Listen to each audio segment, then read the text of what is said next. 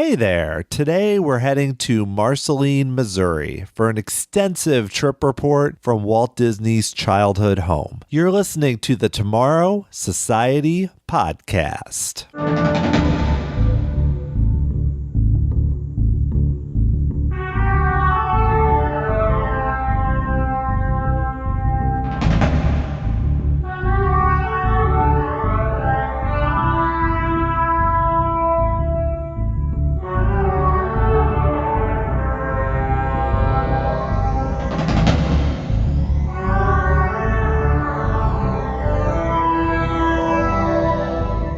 Thanks so much for joining me here on episode 53 of the Tomorrow Society Podcast. I am your host, Dan Heaton. You know, I've lived in Missouri for all my life, and I've been a fan of Walt Disney for most of it. Yet somehow, I've never visited Marceline, Missouri. Well, last month, I went with my wife and two daughters, and we finally changed that trend and did a day trip to Marceline. And I'm here on this podcast to tell you all about it. Marceline's an interesting case in Walt's life, where it's cited as influencing so many different aspects of his films and Disneyland, Main Street USA, and so much more. In his book on Walt Disney, Neil Gabler has a good way to sum that up. Neil writes this statement: Marceline would always be a touchstone of the things and values he held dear. Everything from his fascination with trains and animals, to his love of drawing, to his insistence on community, hark back to the years he spent there. What's interesting about that is, of course, that's the legend, that's the myth. But having now gone to Marceline, even seeing it so many years later, but learning more at the Walt Disney Hometown Museum, I can see it. I understand why Walt cited that so often. So we made the day trip about a little over 3 hours to Marceline, and it was a great time. I have to cite the Walt Disney Hometown Museum in particular as an elegant, modern museum. It was a real surprise. I expected it to have information on his life in Marceline, but it offered so much more that I'm going to get into during this podcast.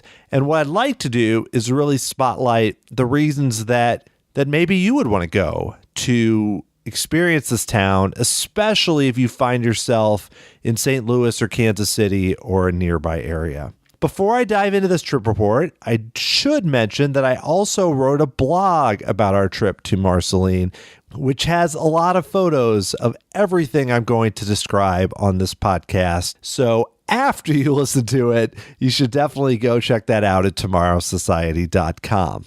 So let's do it. Let's take a trip to Marceline.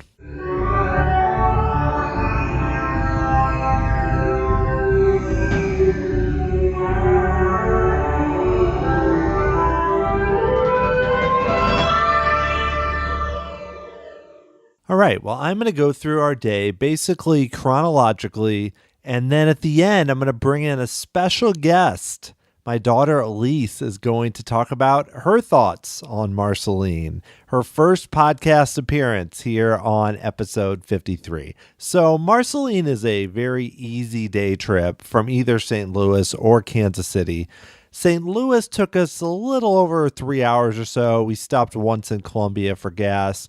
If you're coming from further out, you could combine it with a trip to one of those cities, which both have a lot to offer beyond anything to do with Disney. Kansas City also has the building where the Laugh-O-Gram Studios were. And if you want to get more ambitious, you can even combine it with a trip to Chicago for Walt Disney's birthplace. So there's a lot to see in the Midwest around this area, but there's nothing that's right next to Marceline. You're going to have to drive at least a few hours to see another big site, though obviously there are more places to stay that are not that far away from the area. So we left in the morning and we arrived at about 1 p.m. in Marceline. So our first stop was for lunch, and there are a very limited collection of places to eat in Marceline, but we did stop at one that I think is just fine, which is Ma Vic's.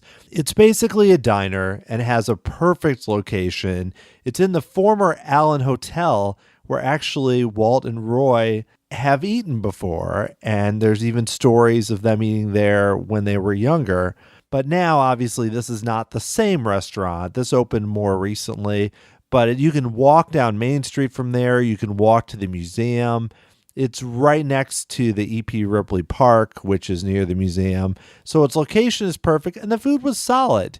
They have enough variety where pretty much anyone can find something to eat. And there was a mix kind of tourists and people from the town. And it was a very friendly vibe. Given the other choices in the area, I think if you're going to be in town for lunch, Mavics makes a lot of sense. It does close at 3 p.m., so it's not somewhere to go for dinner. But I think if you're going to drive in for the day, that's a pretty solid choice in terms of where to eat.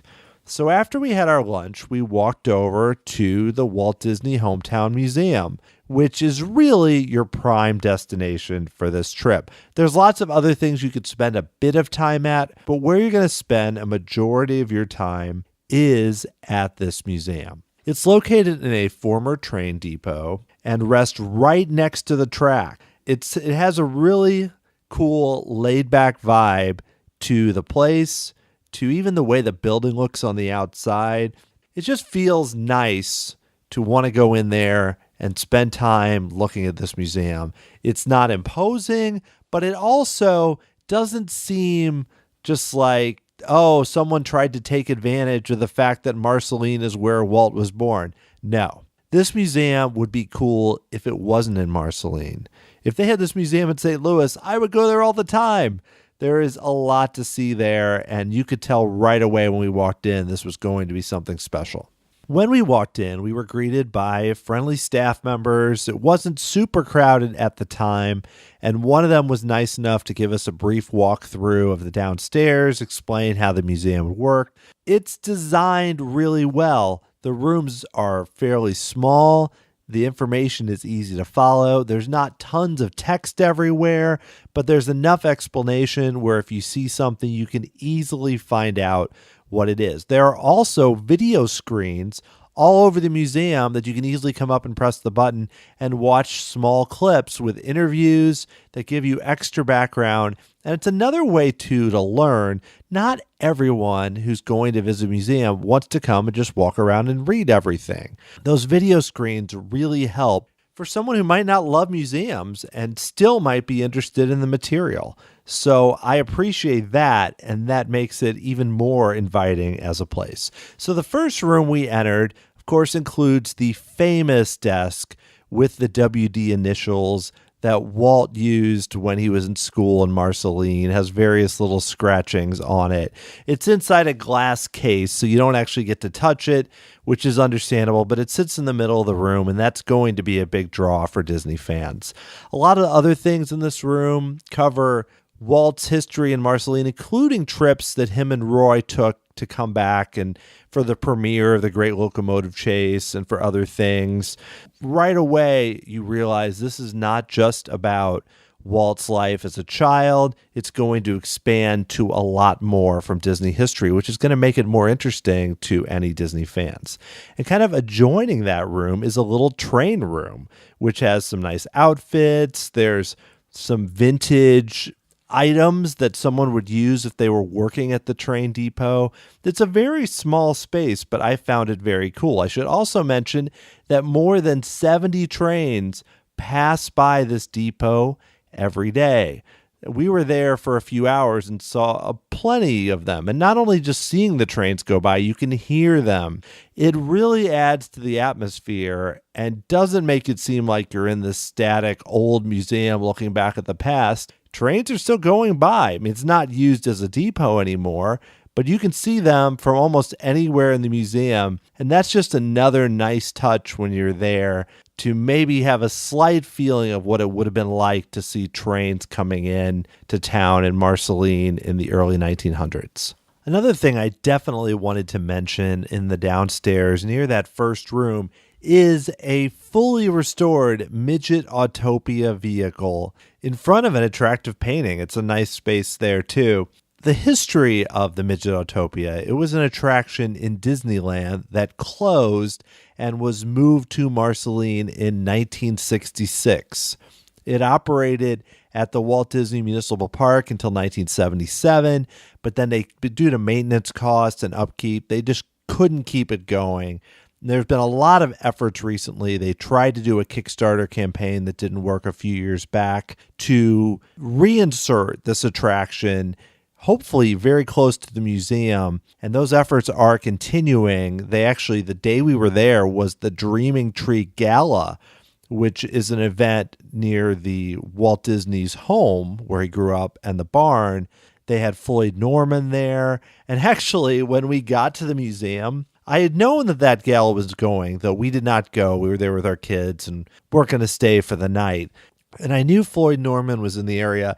He's a pretty well-known animator. There was a recent documentary that came out this past year about his life. And we pull up and walk towards the museum, and he's standing right there. Now, it took me a minute, and I'm about 95% sure it was him. I think it was. But I hesitated, and we walked inside, and we were paying for our tickets. And I told my wife, I said, that's Floyd Norman standing outside with a few friends. He's just standing there. And she's like, well, go talk to him. And I had no idea what to say.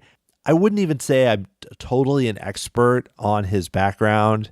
So I hesitated, and before I knew it, they were getting in a car and they were gone.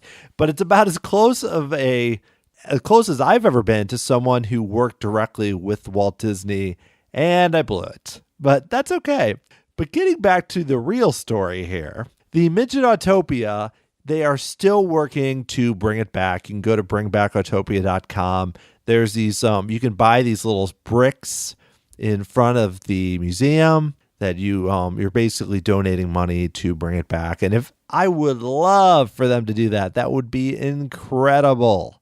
So I hope that happens, and we'll support it however I can if they have future special events at the museum. So there is another room on the other side of the downstairs that is a Disney collection. Now, this is not just items relating to Walt Disney's time in Marceline or even to his family. There is a section on his family with letters and other correspondence. This is a room that has a variety of items from Disney history, some well after Walt had passed, including a key from the Grand Floridian when they used to have actual keys, not, before magic bands and key cards and everything. That's really cool. They have a remote control boat from a safari adventure that used to be at the Disneyland Hotel. There's even these Mickey Mouse sorcerer's hats that are like light to the hotel. They have a piece of track from the Carrollwood Pacific Railroad, which was, of course, Walt's backyard railroad. There is a lot to see in that room. I've barely scratched the surface of that collection, and that's going to be a cool place, especially for Disney fans or fans of the parks that want to see a bit more than just things about Walt Disney. The museum upstairs has a whole nother section, probably as much or more than downstairs. There's a little movie theater area for the Great Locomotive Chase, which premiered in Marceline in 1956. There's a school desk area where you can try to draw Mickey with little chalkboards. They're showing Walt, the man behind the myth, the feature-length documentary, just constantly in this room that kind of looks like a conference room. There's plenty more to see there, but possibly the highlight of the upstairs are these models. The hobbyist Dale Varner had reached out to Walt Disney, just corresponded with him. He didn't work for Disney, and Walt sent him blueprints of Disneyland so Dale could put together his models of the various parts of Disneyland using household items. And so there's models of Main Street and New Orleans Square and It's a Small World. These models are fascinating. This isn't a case where you look at it and say, that looks exactly like the attraction. I would call them more inspired by the attraction. Some are very close, others not so much. But what makes it amazing is just the attention to detail, the little things that you see on Small World with the boats going around the outside in front of Disneyland. It's pretty amazing. I spent a lot of time staring at those models and still don't feel like I got the total grasp of what I wanted to see there. That just gives you a very small taste of what's in store at the Walt Disney Hometown Museum. I was wondering how my daughters would do at the museum because they might be bored. They're into Disney, but I wouldn't say they are Walt Disney historians at ages 9 and 5. But the good thing is there was enough for them to see and look at that it was very easy to keep them entertained. Like I mentioned, the movie theater area, there was another area that was a living room with a TV. The rooms were very well designed, so they were interesting. There were plenty of interesting things to see. Like I mentioned earlier, there were video screens. There were interactive things like the chalkboards.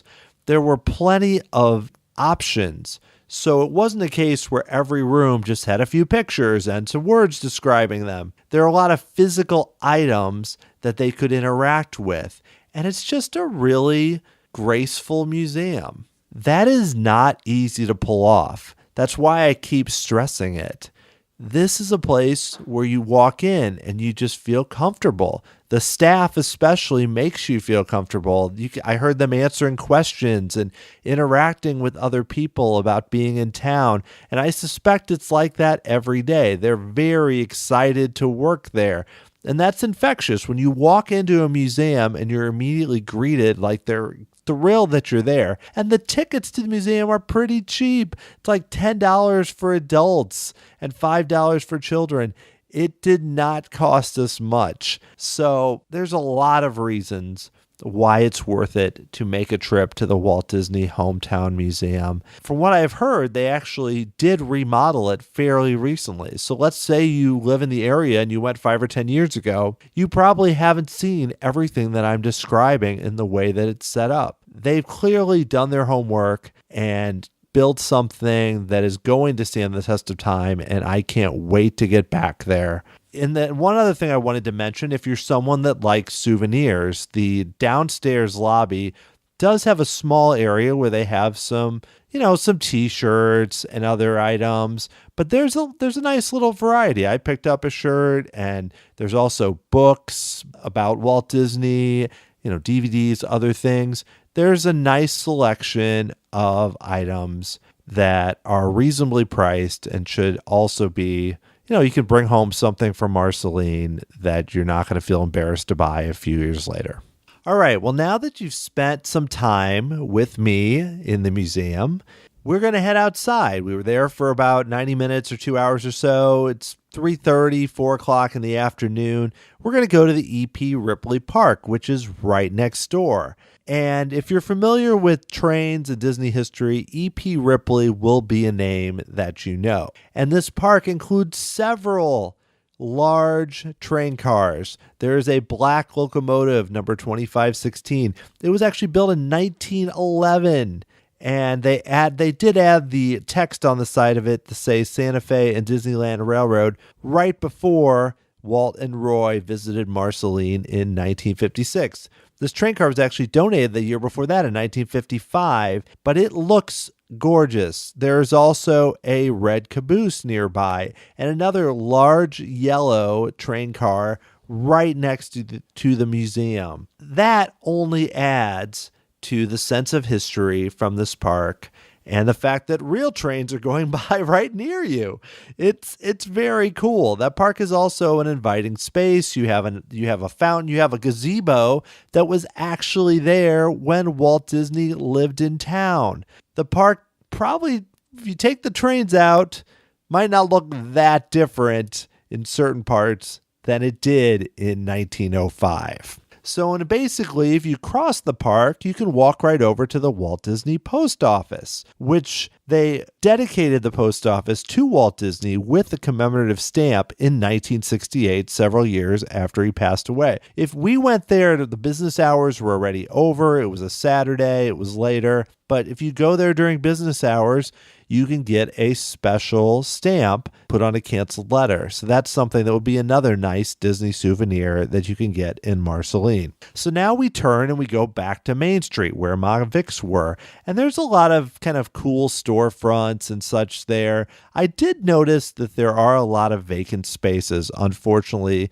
in town. I think from what I've heard, the recession in 2008 did not help Marceline. And even though there is some notoriety with being a town that Walt lived in, it still has to be a functioning area, and it's not easy for businesses to possibly make do. I mean, on the Saturday we were there, I am sure it's busier during the week, but there was literally no one driving on the street. My wife was able to walk out in the middle of the street and take pictures, and there weren't really any cars coming. So this wasn't a case where she ran out and took a picture really fast and then came back. No. She went out and was able to set up the shot, and it was pretty easy to do. Now, Marceline, one of the most famous things is it's often brought up in terms of Main Street USA at Disneyland and the other Disney parks.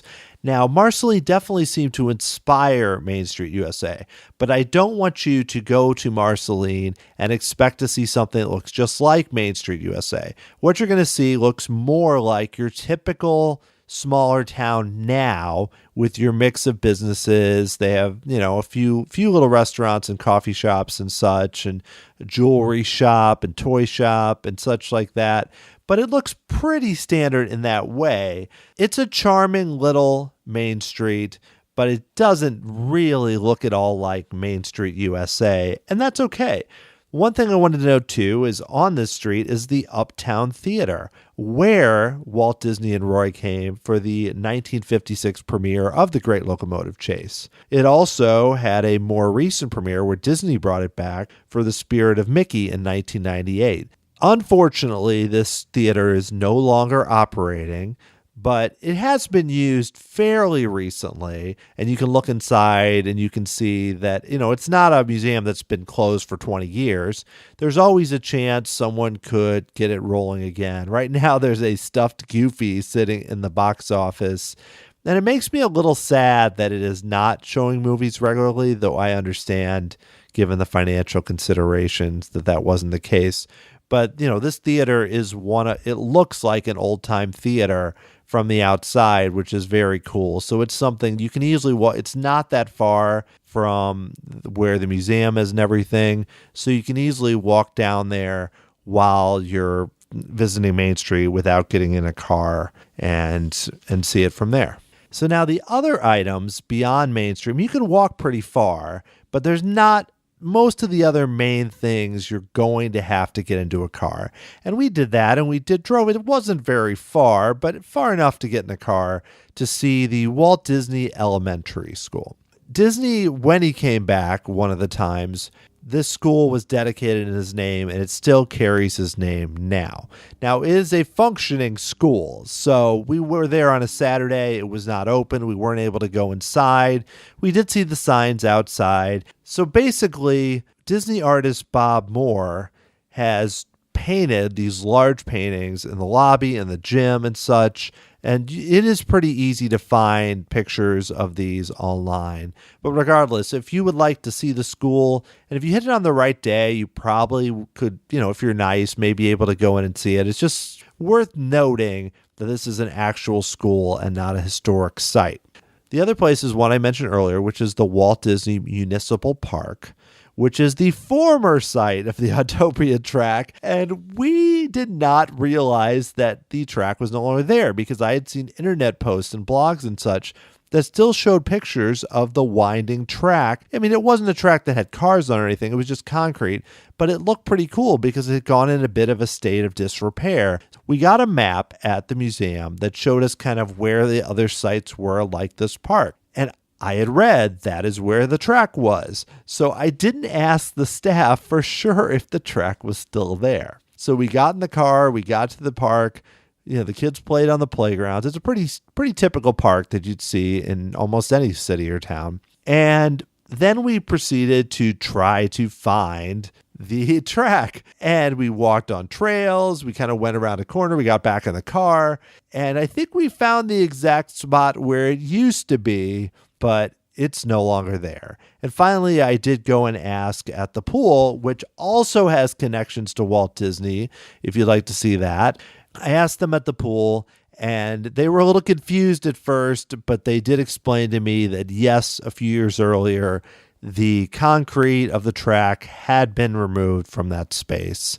So if you see online that You see the pictures of the winding track, and that's something you want to see, which was the case for us. I'm sorry to tell you it's not going to be there. It's gone now. If you really want to be a completist and see it, you can go to the park. It's a nice park. But unfortunately, the only way we're going to get the Midget Autopia track again is for the funding to come in that they can redo it at the museum.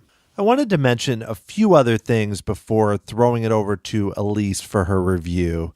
The first question many people will have when they think about Marceline, where Walt lived, is, well, where did he live? Where's the house?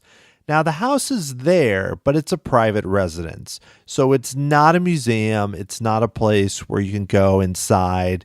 I mean, I guess you could ask.